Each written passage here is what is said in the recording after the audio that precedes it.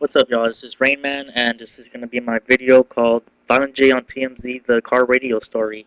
Now, I was on Facebook, and I was on the Juggalogical Ed page, and Ed posted up on his page that TMZ did an article about Violent J having his car stereo jacked. Now, I'll put the link in the bottom, but I'll read it to you. It says the title was "Insane Clown Posse Rapper. I left my car for 10 minutes and my stereo got stolen." Okay, it says source close to Violent J, real name Joseph Bruce, tells us the rapper and his pal were making a quick pit stop at some store in Detroit when the robbers struck. But according to the source, Jay blames himself because he left the door to his 2010 Suburban unlocked. Probably not wise. We're told Jay doesn't plan to file a police report. He's gonna suck it up and buy a replacement. Detroit, ladies and gentlemen.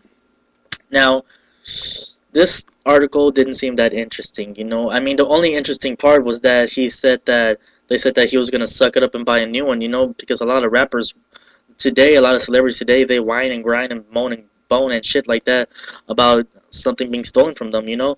Now, it would have been more interesting if it was a more interesting story, you know. I mean, car radio jacked, that's not even a story, you know. TMZ, they're posting up stupid shit nowadays, you know. I mean, the stupidest story they put up was that Justin Bieber was gonna get a haircut, and you could barely tell from his past pic to this pic about his haircut. You know, it wasn't even big news. You know, and the stories that were really great was either the unexpected deaths of celebrities, Britney Spears shaving her head, Lindsay Lohan turning lesbian. People were questioning if John Travolta was actually gay. Um, and a lot of more and the Lindsay Lohan fights with Paris Hilton and Hillary Duff. Those were some good stories, you know, that TMZ had got. But now they're posting up stupid crap that they're running out of stories, you know. Now, of course, it's gonna be from Detroit. You know, Detroit's gonna be a place to get jacked, as well as every bad neighborhood, you know, and everyone's gonna get jacked whether you like it or not. And you know, over here in Corpus Christi, a lot of people get jacked and they get their shit vandalized, you know, but they just buy a new one, or they just go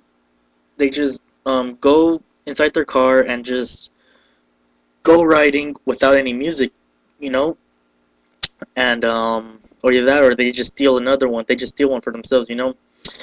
And you know, to be honest, the story would be more interesting is if it happened to Shaggy. I mean, I'm not trying to be a dick or trying to pick on him or anything, but like, if you read Behind the Paint, then you know the story of the Inner City Posse, that Shaggy was known as the thief in the group. You know, like he stole hood ornaments, radios, books, stuff from chicks' house.